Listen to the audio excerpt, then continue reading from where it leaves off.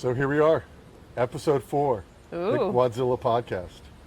So, as I mentioned, I received a grant from Humanities DC to start a podcast where I interview DC bike messengers, past and present. And today I am here to interview GiGi Brown. GiGi, say hello. Hello. How are you? Good. So, GiGi, before we get into the things, the stories, the anecdotes, if I could get a little background as to who you are and maybe just the basic statistics of how old you were when you started as a messenger, what year it was, maybe the first company you worked for, and then how many years you worked as a messenger. Okay. So, you want to know how I fell into it? Yeah. Well, first give me the basic Okay, statistics and then how you got statistics. into it. Yeah, I was 26, a little bit older than most. I got into it, I think, June of 93. Hold on, do you want to back it up and start over again? Yeah. No, so what we'll do is we'll set up the second recorder. Oh, yeah. Yeah. That was a completely unnecessary pause as I set up a backup recording because this is the first time I have recorded with the Rode Wireless Pro mic setup. Here I share some photos of GiGi to give you context of who's talking and who she's talking about. Them both again. All right, here I am. The Gwadzilla podcast. Them both again. Episode 4. All right, here I am. The Gwadzilla podcast. Episode 4. So today I'm recording from my backyard. I'm here with GiGi Brown. So GiGi, as I mentioned to you, I got a grant from Humanities DC to start a podcast where I interviewed bike messengers past and present. It's my understanding that you used to be a DC bike messenger. Yes, I was. Do you want to give me the basic breakdown when you started, who Yep. you worked for, and how you fell into it? Yep. I was 26, so older than a lot of other people that get into it. I started with WEX, Washington Express. My first number was 187. I only remember my first number and my last number. My first number was 187, and let's see, started in June, summer of 93. And I just fell into it. So you were 26. Had you Yeah. gone to college? No, I had done no college. I was working as a receptionist. I lost my job. And I was temping, couldn't find any solid work, any permanent work. My friend Wendy, who was in Messenger, said, "Hey, you got a bike? Why don't you just do this for a little while for money?" And I could never do that. She's like, "Yeah, you can. I can do it. You can do it." So I started doing it on this ridiculous Schwinn, this old-fashioned Schwinn, where I sat straight up. I had the old-fashioned handlebars. It was crazy, but I did it. I started out with that. We've got a visitor over here. What's up, Mr. Big Dog? Hey, buddy. Hey. What's up? So, okay, so you came out, and what was the year on that again? 93. 93. And you were 26 years old. And so you owned a bike, but were you a cyclist, or did you have any cycling interest? Not as a sport, I had a bike, obviously I rode, and I rode a lot as a kid in the 70s and 80s. That was the norm back then, being outside all the time. But no, I'd never been like an enthusiast as far as racing or competitive biking. I never was a mountain bike racer or anything like that. So you said you worked as a receptionist. When you were a receptionist, were you a receptionist in downtown DC? Yeah, I was on 19th and L. And did you interact with the messengers as a receptionist? I did, all the time. So what was your impression with them as a receptionist? I didn't trust them at first. I liked them. Of course, they were good looking. Go with your gut. Yeah, I didn't trust forget that them. good looking part. I didn't trust them right away. I got a sense of kind of like gnarly grifter, I don't know. I just didn't trust them right away. Yeah, it's known that many messengers are what's called hobosexual. Do you know what that is? Yeah, that's where... I'm guessing they date women with office jobs and... Well, hobo, they date somebody so they won't be homeless. Exactly. And, yeah, but I don't think it's really their intent. No, well, it certainly wasn't. I got hit on a lot, but I didn't take any of it seriously. All right, so you started as a messenger with Washington Express, and it's a commission job. Did you know the city?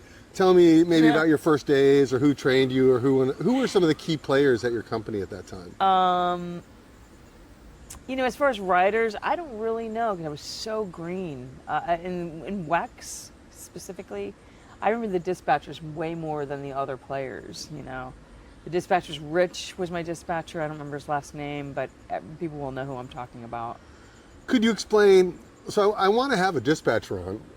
My friend Libby Francis worked for Apple, and she doesn't think it's interesting, but I think she'd be an interesting person. She's similar to you, like a hip, cool, like into counterculture things. So she really got it. She was part of it, but also even if she was on the outside, she would have gotten it. And I always felt like a simple way to describe like the workplace is it was a lot like Taxi, that sitcom in the 80s. So maybe you could explain like you show up and how many people are there? How do you get work? Is it over telephone, two-way radio, pager? WEX, it was a 90s pager, like the straight up 911 or call, or it was just a little pager. You had to have quarters. You had to go to the payphones. If you weren't in an office at the moment you got a page, you had to go to it. There was one at Farragut North, as well as DuPont Circle. There were several phones there. There was one at Farragut North, and I had to borrow quarters. I had to like scrounge. I had to make sure I had quarters in the morning. There was no office that anyone hung out with at WEX. It was mostly phone. I met Rich separate outside of work, like months later. I never. So saw you him. Didn't have a base that you guys congregated We at? did. I had a base where I got the job, where I interviewed, where they hired me. Yeah, and get the checks, but no one hung out there. Not to my knowledge. I didn't have an office like that until later. Different companies. So what were some of the other companies? IGE was, I think, the next one I went to. It was a real small company.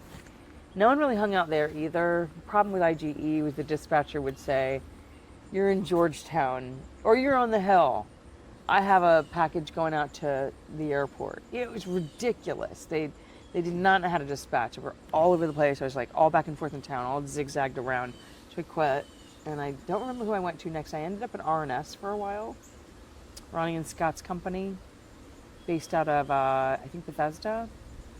And it's also a company I never went to unless I want to get my paycheck. Oh, no. Yeah, I got my paychecks there. And rode with Scrooge, Beaver, Larry Parks, those folks. They were all with RNS at the time? Yeah. Yeah. So let's get into the nitty-gritty. Tell me some stories. Tell me some of the decadence. What happened and what was a classic day as a messenger? I mean, so if you weren't in the office to get your work, then were you in the parks? Oh, Were yeah. you in the Wendy's? No, I was in the parks. I was either at Farragut North, but mostly I was at DuPont. And I learned really early on, for me, not to drink during the day. Because I had a Bud Light in the middle of the day. Then I got a call to the Hill. I was going up the left side of the, the hill on east or west. I guess it was northwest, the west side of the hill. I'd had a Bud Light in me, and I felt like my legs were made out of iron. I never drank at work in the middle of the day again. Didn't smoke, didn't drink. That was all after work for me. It seems like a practical decision to make for someone riding their bicycle in traffic, but But it wasn't the decision for everybody. No, not at all. A lot of the long timers, once they reach a certain point, I think that maybe they would be called lifers. Yeah. And I think that some of those water bottles on the lifers' bikes were filled with beers. Yeah, definitely. It could be 10 a.m. and you'd see some of these. Oh yeah, I old school smelled it dudes. on them. Yeah.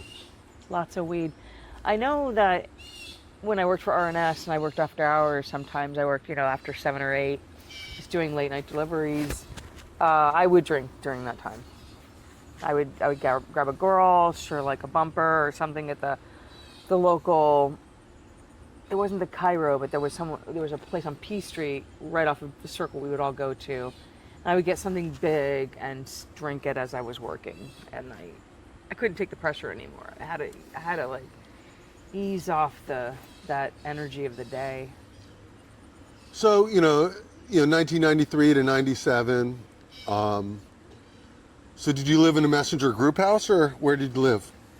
First, I lived with in a group house of people that weren't messengers or mixed, professionals and artists and stuff. And then I had to move out of there.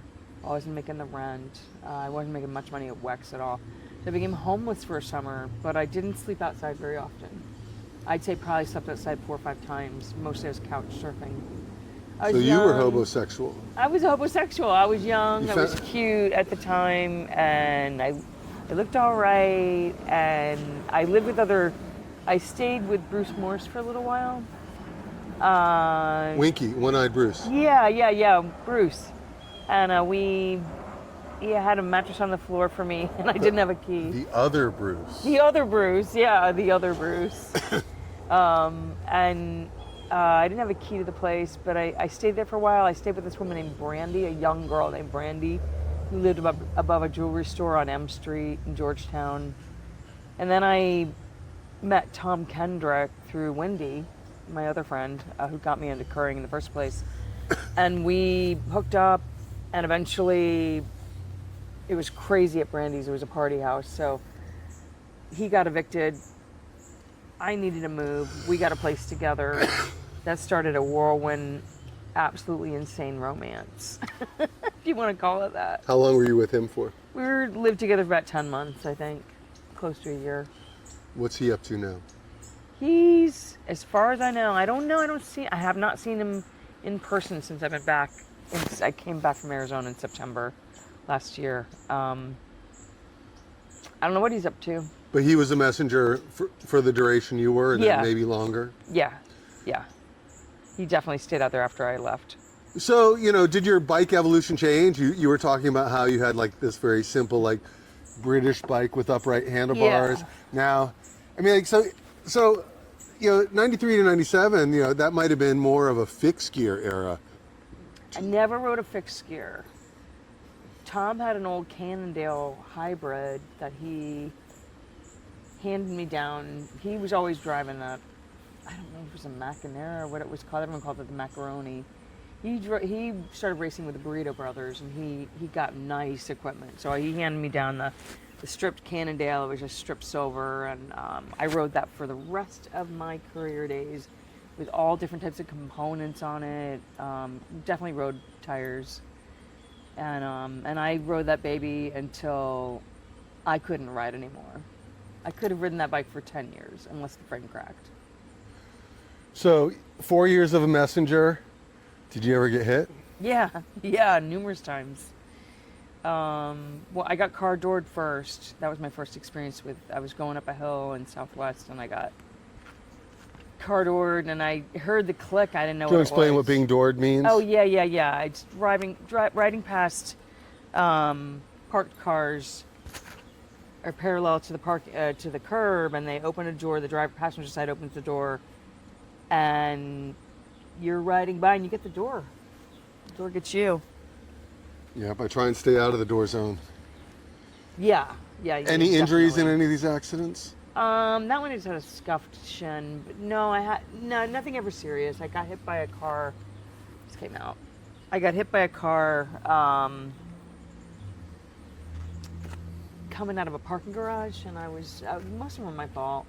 Once in Georgetown, I got hit by a car by taking a yellow too late, and she definitely hit me on the side, caught me on the side head on, and she wasn't going too fast because it was a beginning of a green. It hurt, but I never had any broken bones. I never had any concussion, nothing like that. I was lucky. So, as an adult looking back, you look back, you're like, oh, I did this job, and you're like, it didn't pay very well. You're outside in the elements, but you did it for 4 years. Yeah. It was crazy. I have no regrets, I gotta tell you that. I told you in a message it was like an odyssey. It was like a weird trip that I was on. And I think it was '96. They started calling the winter weather wintry mix, and it was like slush. It was like sleet and rain. It was like this really freezing, slushy, rainy shit, and they called it wintry mix. And every morning we wake up in the winter and we'd be like, "Don't say wintry mix." We watch the weather, and they'd say wintry mix. It was like, "Shit, it's gonna be a hard day." And you had all the gear? What did you wear? I had all the gear. I don't think I wore the top of the line gear. I wore a Patagonia jacket and layers. You know, I layered with jerseys and undershirts and whatever I could get my hands on. I had real biking pants. Those were nice. And over the years, it just changed. You know, I would just get whatever I could get my hands on. Yeah, for a lot of people, rain meant bread bags. Yeah, I used in between the CVS sock and the shoe. I used CVS bags for a winter. I worked at Messenger Express for a winter. Well, gear is expensive, and you know, Gore-Tex is expensive, and yeah, it's hard for someone who's basically paycheck to paycheck to make these major investments. Oh yeah, no, for sure. You know, I think that a lot of these industries, they just take it for granted. You know, the food delivery people right now, I just think that it's just not factored in that everybody has a cost. If they're even a gas-powered scooter has a scooter maintenance, gasoline. You know, the bicycle has parts and parts wearing out. You know? If you wear gloves or, you know, even, you know, to be a delivery person now, you need to have, you know, bicycle bag and phone. Mm-hmm. And, you know, I don't think it would take you a year to earn enough money to buy that stuff. So, so how is it that they're justifying? I think it should cost more for deliveries to the user of the delivery service, and I think that the delivery people should be paid more.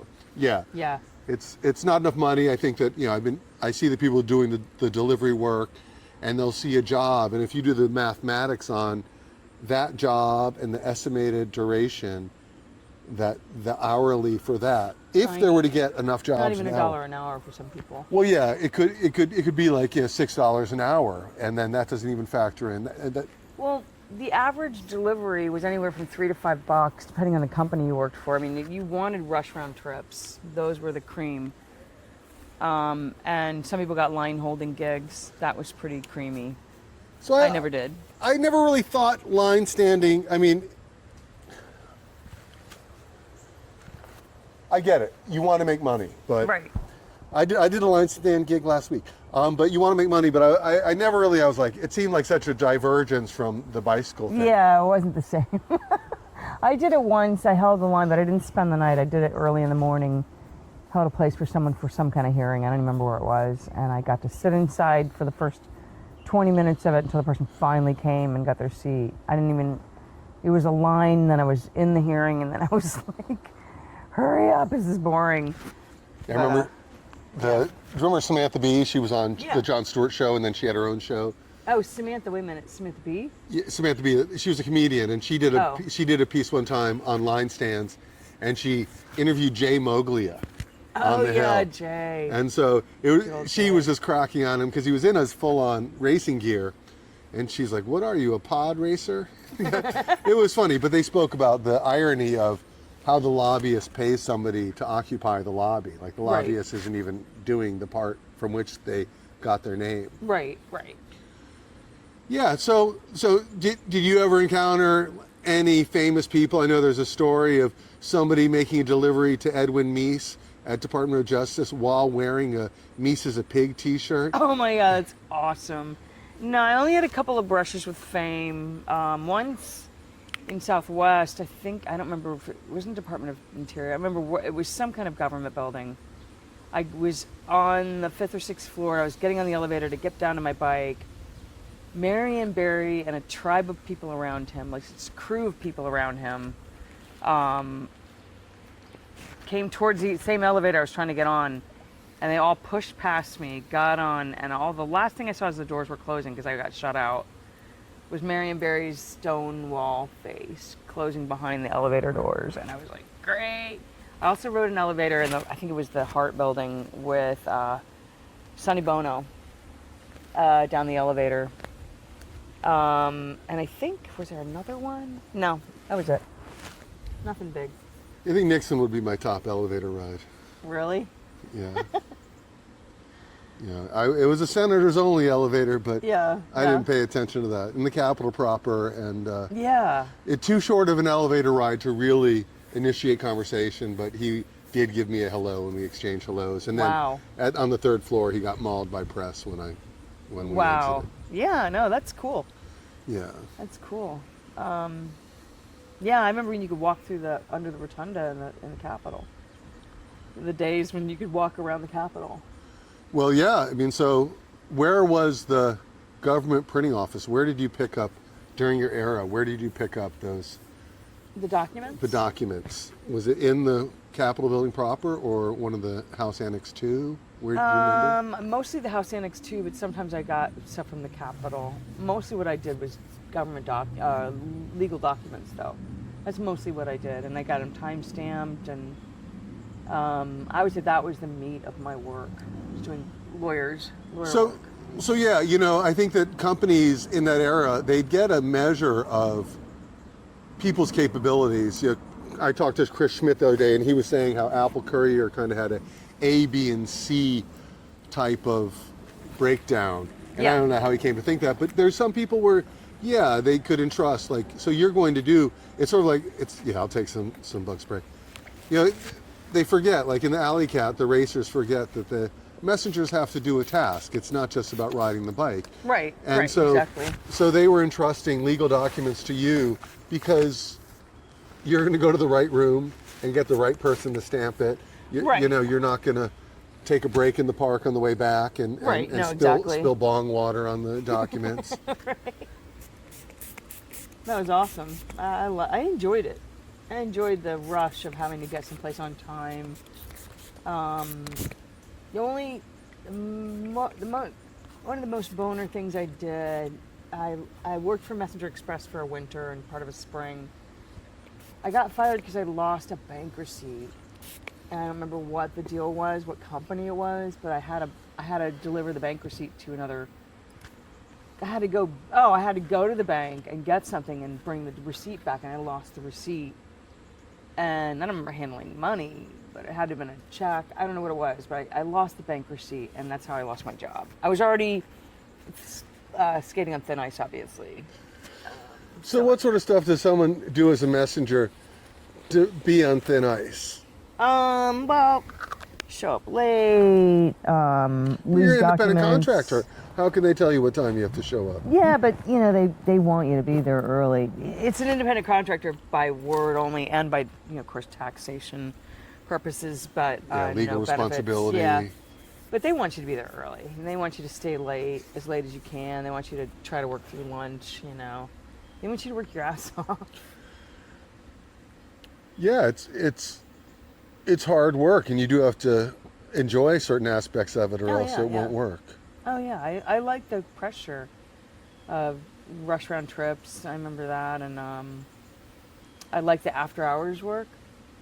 I don't know why I liked the after hours work. It was dark, nobody else on the street, traffic had died down. Yeah, but 93, it wasn't what it is today as far as technology. You'd get to these buildings and they might have had a phone out front.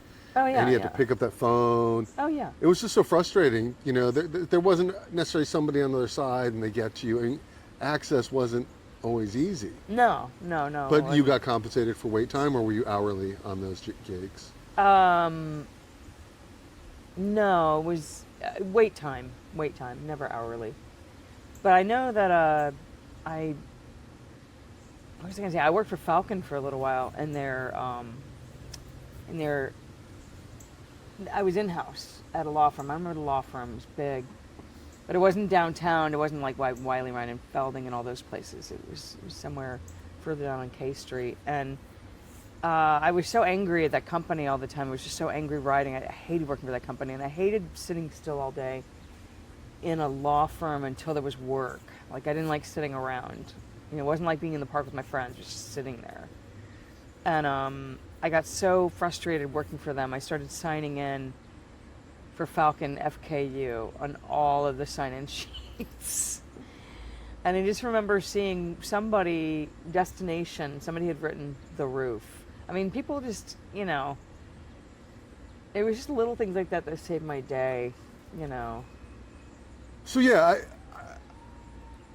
it's sort of like the line stand thing. Like I do. I mean, it's true you have to pay your bills, but I always viewed it as like, I mean, I'm a bike messenger, ride my bike. Even so, I did Yeah, time. yeah. I didn't say it on this, but I said to you before that I'd worked for CBS News as a motorcycle messenger. Very cool. It was very cool, and there was a lot of super cool like behind the scene news stuff. I mean, I had a lot of Forrest Gump moments, but it was a lot of sitting around and waiting. Although I got a significantly larger hourly, I missed all that you're talking about. You know, the pressure of the red light rush, or you know, it's 4:50 and you know you're at 1200 New Hampshire and you've got to make this filing at FERC by 5. You Right, know, right. It's like there was.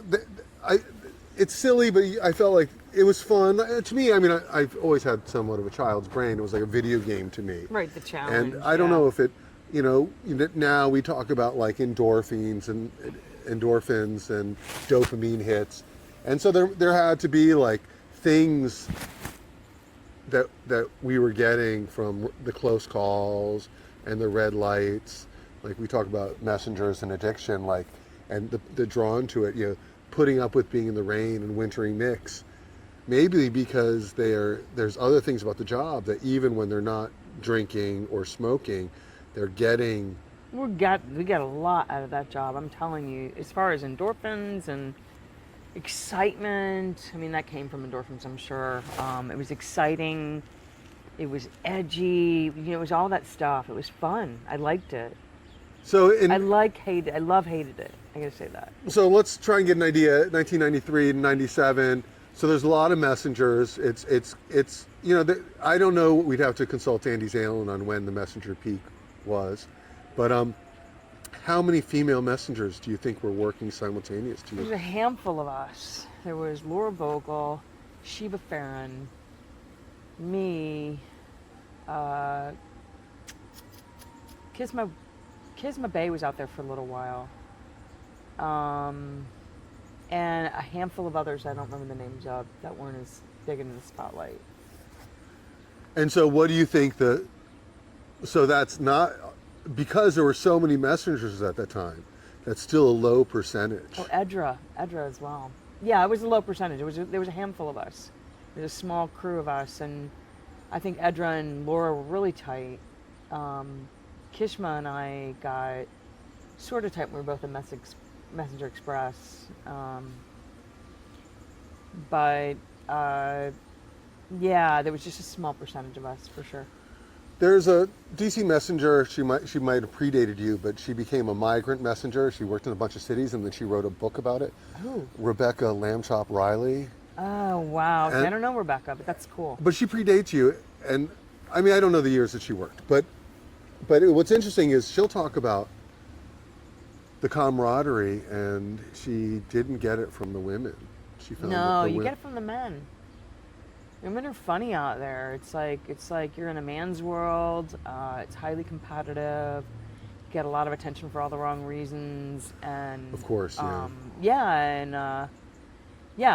and Edra managed to like really hang in there together and get really tight. I didn't get tight with any of the women. There was a woman from the UK, Jo, out there too. I never even had a conversation with her ever. I don't think we ever said hi to each other. But I was friends with a whole lot of guys. Whole lot of guys out there had my back. That's awesome. What are some of the names? Who are some of the people that you hung out with? Let's see. Wow. God, that's a throwback. I didn't really hang out with Zach and the crew. I hung out with Scrooge. I didn't hang out with AZ. I only hung out with them in passing, by proxy of other people, other friends. Scrooge, Lawrence, Brett Tortolot was out there for a little while. Hung out with him. And then it was a lot of like fringe people. I was kind of a fringe person. I had a lot of friends that were in the spotlight, but I was kind of on the fringe personally myself. Well, I mean, you're referring to Scrooge, and he's like, you know, Yeah, he's not self-appointed king. Yeah, but I was still in the. I mean, I had the friends, but as far as writing and power and say so in the group, hierarchy, I was not up there. I was not up there. I wasn't fast enough. Not fast enough. Yeah. So yeah, I don't know what, you know, how they create their Dungeons and Dragon characters. You know, like clearly, you know, duration of being a messenger fits into that hierarchy. You know. Oh yeah, for sure. I know that Leo and I hung out for a short bit. Loved Leo. I know everybody loved Leo. Leo was a cool cat, incredibly intelligent, very educated. Yeah, I knew Leo. Yeah, Leo was a cool cat. But I knew loved him. Leo. Well, I knew him from both. I knew him from bars as much as anything. He worked at Did you? the saloon in Georgetown for a Oh, I bit. didn't know that. But I think he and I were roughly the same age. Like, so we might have been, like, he might have been a college courier at the same Yeah. time as me, and then Yeah. I think he went to Colby or something in Maine I'm or not sure something. where he went. He's got an interesting story, though. He was an interesting guy. He Yeah? was definitely an interesting guy. I think that people like to talk about the fact that his father was a stonemason Yeah, that and worked he on made some of the gargoyles on the cathedral. Exactly. Yeah, pretty amazing. It's sad that he died young. You know, I Yeah. mean, it's a tragedy lost him. when we lose, you know, people young, and yeah. Let's see if we can think of anybody else from that era. Anybody else? Oh, it's so many people. So many people. God, I'm drawing a blank. I know that we did a weekend getaway. It's ridiculous. In West Virginia, I think Zach Brown's family had a Weed big, farm. Yeah, no, a big cabin, like a big 2-story cabin in the woods out in West Virginia. It was a beautiful area. Oh my God, it was so beautiful. And a crew of us went out there. Tom, I was with Tom at the time. Laura was there. Of course, Zach was there. Edra, Tom, and a bunch of other people I don't remember at all. We're out there, and everyone dropped 2 tabs of acid. I did one because I had a low tolerance, and then it was a just a free for all. It was just like, it wasn't crazy. I mean, people weren't ripping their clothes off and having sex. It was just fun. People just swam in the lake, and for some reason AZ wasn't there. But those were the people that I hung out with periodically. Those were my periodic friends. Like, I loved Edra and Chris Schmidt. They were together for a while. So in the 80s, there was a messenger, Jim Rapp. Oh yeah, I know Jim. And yeah, Jim was made famous because of his feather on his cap. Yeah. But also, you know, he was an established messenger, but he also was known for his weed. Everyone bought their weed from Jim Rapp. But during that era, he didn't only sell his cheap-ass brown Mexican weed, but he sold LSD. Oh, he sold mushrooms, all kinds Yeah, of stuff. and lots of people would do LSD and ride. Oh yeah. But they didn't eat it. It's funny, like, microdosing is now this huge thing, but Yeah. a lot of these guys would microdose, and they never had necessarily a visual. They never had, like, anything. They would just do it, like, for the rush, for, like, for the kick. Right. And so it was an interesting, like, kind of, Gives you a totally different, like, your mind takes a little like this on acid when you don't do a lot. It just changes your perspective a little bit. I wasn't one of those guys. No. No. I didn't do a lot of visuals. I didn't do a lot of hallucinogens. I did. Oh, I'm not saying that. I'm saying while working. Oh, yeah, no, But I my didn't do mom while could be working. watching, so I'll go back and Yeah. go with what you thought. Didn't do it working. But anyway, it was a wild weekend. It was fun. Those were the kind of things that I got to do on occasion. Like the real cream of the crop, as we were speaking earlier, people did that kind of stuff on a fairly regular basis. I got to, like, hang around sometimes. It was fun. Yeah, a lot of those guys. So I used to be friends with a guy, Larry Jarrett. Larry Jarrett? I don't remember Larry. Well, he was a messenger straight on through to the 2000s. So he dated a woman named Gail, but he died a few years ago. Oh, wow. But Larry, yeah, he always had these great stories. But they would have stories. A lot of these guys would have So before there were alley cats, so a lot of people in your era have these adventure trips where they maybe went to Munich or Oh Guatemala yeah, yeah. or Barcelona, but they would go for the messenger worlds. Right, right. But so there was no alley cat at a certain point. So these messengers would go on these tours together. Yeah. And so a lot of these people would get their nicknames on Yeah. these tours. And, Larry or Kevin Keefe or whoever, they all had these great epic stories. Maybe Beaver comes into the story or something. All these legendary names, and then you find out why these are legendary individuals. And yeah, so I think it's an amazing culture because of not just the work, but because of the community. Right, right. And so you talk about those adventures. I'd mentioned alley cats, and I'm fascinated by the alley cat. And we don't have to describe what the alley cat is. We can just say that it's a messenger race. Now, you didn't race in any alley cats. I just Did you work checkpoints, or you went to them, or do you have any memories? I just went to them. Do you remember any of them? Like, I know that. So I got Andy talking about one the other day. I had asked him what the meaning of a photo was. There's this photo of him with a blow-up doll in a compromising position. I remember the photo, but I don't know what it was about. So it gets interesting because there's a woman, Kim Reynolds. She rode a fixed gear. She's a bit of a badass on the bike. And I don't know when she started, but she was a longtime messenger. And apparently this was an event that she hosted, but it was like extra points for nudity. And nobody was shy about it, Oh, wow. So it's police, because it's, DC is a conservative town. People running in and out of bars, naked and, Do you remember Samantha at all? Samantha Johnson, I think it was. I didn't know her last name. She messengered. She disappeared from the scene. Came back right around the time of my first year. She also slung ink. She was a tattoo artist. So I think I know the name. Is this the same Jason Stevenson? Yeah. Samantha. So yeah. So again, like, I wasn't one of the cool people, and I don't know any of the details, and I don't even think this podcast needs to want to get into the details. No. We don't. But I know the name only because of associations. Yeah.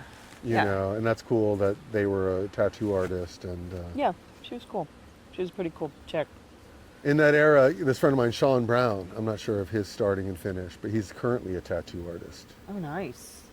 And so I'm definitely going to have him on the podcast because he was a longtime messenger. I worked in shops with him. He actually is in episode 1 of my podcast because he sings for the band. Well, he sang for the band Swizz, and they did a reunion show. Very cool. And so, yeah, his progression is now that he does tattoos out of Hyattsville.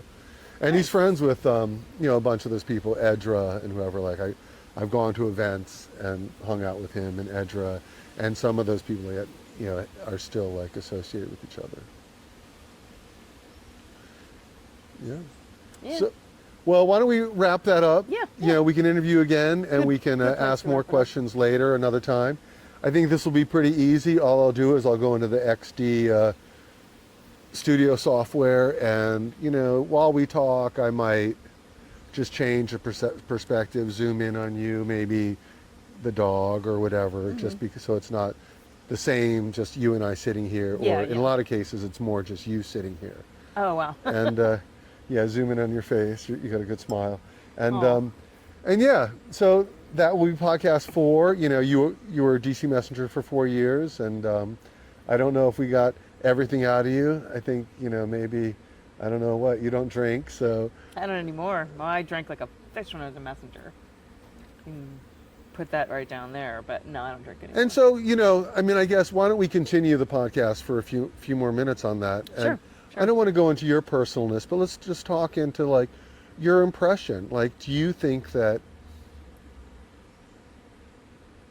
lifestyle was more likely to lead you and maybe other people down a road of maybe lack of control? Yes, I think it was a combination, depending on the person's, their genetics, their background, but I think definitely, because there's some messengers out there that were clean. They weren't like going to meetings, they just weren't partiers. They didn't stick to the middle of the road, but I knew a few. But yeah, it was a thing of excess. And yeah, if you already had a level of, you've already had a tendency towards that, you were going to go down there in the messenger world. I know I did. Yeah, I can remember in the 80s, in the 80s it was a serious crackdown. Like, you couldn't smoke or drink in the park. Right. And people talk about like how they gave a shout out. You can give a warning, but if the police came up, like, you better have it hidden. But people would sneak, the bushes were a little taller, but they would sneak kegs Oh my God. into the bushes. Are you serious? Yeah, and so, and I just remember a summer night, it could be, there could be so many bicycles in the circle that no one could even walk through to get to the metro. People weren't very considerate. They'd lay their bike down, and before you know I it, remember, it's 150 bikes. And then the beers, and then people would do races around the circle, maybe 3-lap races and stuff like that. And, I can remember Chris Beach having a nice little move where he could bunny hop the gap between the two lanes. Nice. And, yeah. Very nice. He might deny that he could do it, but I'm almost positive that he might have pulled Why that. would you deny something cool like that? I'm still a kid at heart.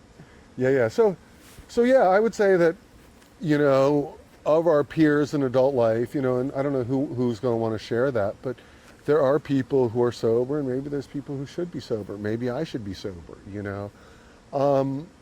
So yeah, it's tough to look back on these times, and you say you have no regrets. And I'm also a person who stands by my past, and Right. and I don't necessarily have regrets, but I mean, I have a few. exactly. Being a messenger was not a regret for me. Maybe a couple things that I did during that time, but not much. They'll never find the bodies. Never find the bodies. Exactly. Yeah. And I think that some of us maybe, I'm a victim of the Peter Pan syndrome. Right. And I think that job is confusing because it makes other jobs harder, because other jobs aren't going to give you that same like playtime feeling. Right. It was, generally one of the funner jobs I've ever had. It's interesting because those fun moments outweigh, you were talking about wintry mix, it can be hot, humid, it can be freezing cold. I tell you, it's dark at 5 o'clock on Christmas Day, and Oh yeah. I think,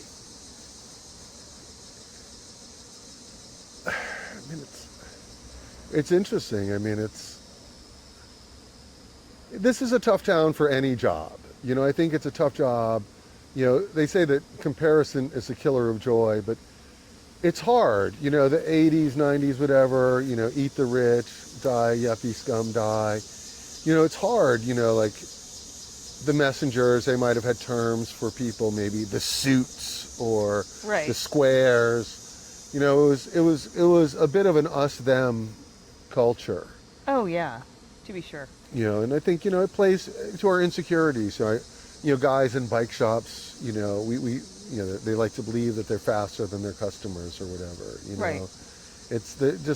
It's an interesting job because it was a necessity, but it was an underappreciated necessity. If it paid well, more people would have done it. Yeah, no, for sure. It's definitely a dangerous job. It's the most dangerous job I've ever had. It was a very dangerous job as far as the risks you took in the streets. Yeah, I like to think, but the crazy thing about it is, you can take unnecessary risks and be safe. Mm-hmm. And you can be safe and still be the victim. So it's not like there's logic or reason to why people necessarily get hit. You could be doing something that you do every day, and you assume that, it's hard because we expect certain things.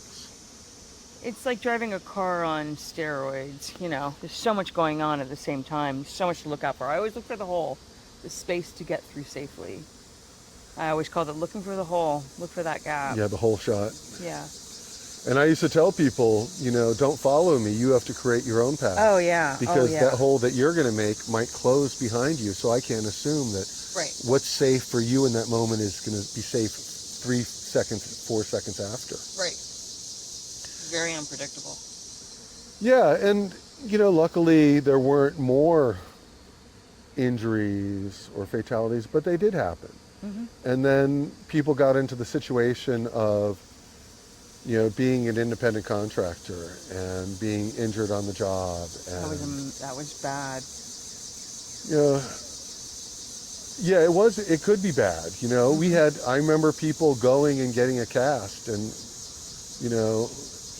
pre-digital era, they put fake information, get a cast at GW, leave, and never go back. And Oh never be- yeah. I mean, and then take it off themselves with a handsaw. Yeah, I can so see that. I didn't see it ever, but I can so see that happening in that world. Yeah, taking off your own cast with whatever you got in your hand. Yeah. Yeah, there was a guy, not Suave Peter Fernandez, but there was another Rico Suave. I remember Rico Suave. Yeah, and he had a tragic head injury and changed his life. He was never the same. Yeah. Sweetest guy, both before and after. It was just never, yeah, it can happen. Yeah, I'm not sure what he's up to now. His family is just maybe a mile or two up from here, so there were times I'd come through. I'm not sure if it was Grant or Sherman Circle, but he would be in the park there, and I haven't seen him recently. Hopefully he's alive, well, and still enjoying life to some degree. Yeah. But, I don't know the story. I hated to see, the internet's an evil place, and when people talked about that injury and people... Life is strange. Some people are in accidents all the time, and some people are never in accidents, and I don't know why. Is it an unlucky star, or is it bad choices? I just think it's not inevitable when you're out there as a messenger, but it could happen to anyone. And just given any given circumstance, no matter how good of a rider you are, it could be your ticket. You could get the head injury. You could be the one. Yeah, and in this case, there's multiple stories because he and the car that hit him were the only ones that were there. I mean, others were around there, but I don't know if anybody else really saw it. And so some theorize that it was a car-bike incident where he had mouthed off at the car and they drove by and struck him with something. Others were, it was just a car passing with a obnoxiously wide rear view mirror. A truck might have an aftermarket side view mirror, and on the passenger side, it just, when they pass, it just took them out of, unintentionally hit him in the back of the head. Right. I don't know what happened. I did actually, at a point, the woman who became my ex-wife, when she and I were boyfriend and girlfriend, the building manager of that building was Rico's brother. Oh, wow. And, so I had spoken to him in that moment about Rico. And as the family member, the brother was upset because there were previous accidents. I'm somebody who's crash-tastic. I've injured myself, a number of times in my life, doing whatever. And so I'm sympathetic to the injured. But all right, so I think maybe we've got a long podcast. I hope it entertains people. Me too. This is a story. I think we'll sit down again, and maybe one time we'll try and sit down. I'd like to do something Andy dubbed the idea as courier chat. Oh, cool. I think that the Rough News would be a great place, the time trial, to get just conversation, just people riffing on each other. We spoke about Jason Stevenson. He's a dynamic individual who rode faster than most, harder than most, and he has some great stories, and he's a great storyteller. It's just whether or not he's going to want to share them, audio. Chris Brown is an interesting guy as well, and I spoke to him a short time ago, and there was a time where Jason and Chris had talked about having a podcast together. But last time I talked to Chris Brown, he was grumbly and that motherfucking job, fuck that shit. Oh, you talking about excuse my language. The one with JJ, the dog? Yeah. Yeah. And so that's a story in itself.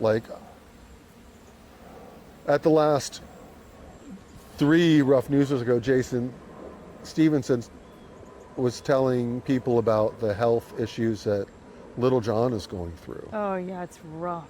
It's rough. And, Jason theorizes that some of those back issues could have been caused by, The wear and tear. the wear and tear of just having a heavy backpack, riding a bicycle with a heavy backpack. And he has a small frame. Yeah. Little John's not a big person. I think it was probably caused by the excessive nudity, but I can't confirm that theory. I've seen Apparently him in he's more ways than one, that not being his girlfriend or his partner. I've seen him many different ways. He's a flasher. Yeah. He's got a lot of tattoos. I hear that on his butt cheeks he's got like the bird, he's got the two fingers, the bird yeah. twice. Yeah, I mean, I've talked to Little John, and I don't know if I can get up to Frederick, but I'll probably try and do a phone conversation with him.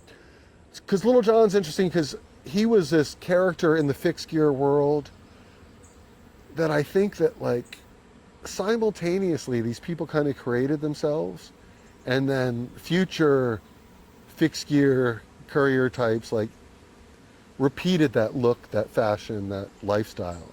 Not to say there were a handful of people like who were the first fixed gear guys with that look and that style. I don't know. His crowd, I don't know. So someone will be like, "What are you talking about? He was a rip-off artist. He was a poser." I don't know. Help me out. What's Edra's husband's name again? I don't remember. Edra I know she's Edra London, but I don't remember his name. We gotta cut that out because he's an old friend, and I'm spacing his name right now. Yeah, you better edit that. Yeah. So yeah, edit. All right. We can continue to chat, but we don't need to record it. All right. Thank you for checking out the Gwadzilla podcast, episode 4. I hope you enjoyed it. Please subscribe and share this podcast with like-minded people. And if you would like to support the Gwadzilla podcast, I've got links in my YouTube bio for both my Blurb account with my books and a GoFundMe page. I appreciate you checking out the podcast, and I appreciate your support. Ride it like you stole it.